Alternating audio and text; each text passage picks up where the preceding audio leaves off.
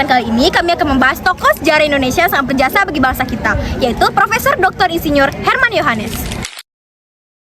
Mungkin sebagian dari kita sudah pernah melihat wajah beliau di uang logam Rp100, tetapi banyak yang belum tahu jasa-jasa beliau.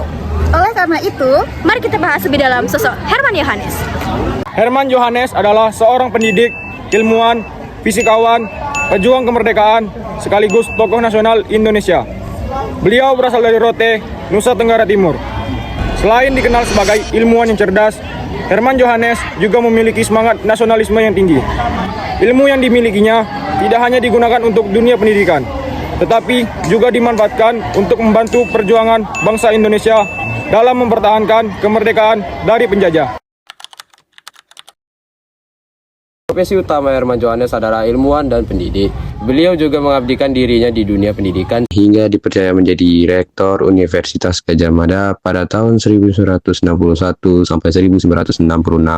Selain mengajar dan memimpin perguruan tinggi, beliau juga aktif dalam penelitian dan menulis karya ilmiah yang mendapatkan banyak penghargaan di kalangan akademis. Hal ini menunjukkan bahwa Herman Yohanes merupakan sosok yang sangat mencintai ilmu pengetahuan. Herman Yohanes dilahirkan di Rote, Nusa Tenggara Timur pada 28 Mei 1912. Ia adalah anak keempat dari pasangan Daniel Abia Yohanes dan Aran Sidil. Meskipun berasal dari daerah yang sederhana, dia memiliki semangat belajar yang tinggi.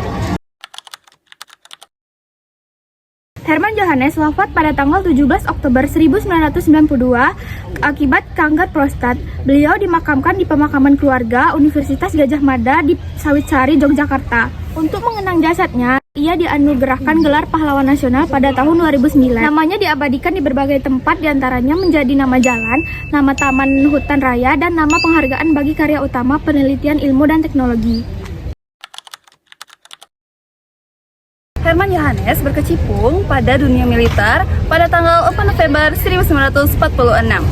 Pada saat itu, beliau menerima surat perintah untuk melapor ke markas tertinggi tentara di Yogyakarta. Pemerintah kemudian memintanya untuk membangun laboratorium persenjataan bagi TNI karena Indonesia sedang mengalami kekurangan persenjataan. Meskipun memiliki cita-cita sebagai pendidik, Herman Yohanes tetap bersedia membantu perjuangan bangsa sesuai keahlian yang dimilikinya. Di bidang militer, Herman Yohanes memberikan kontribusi yang sangat besar.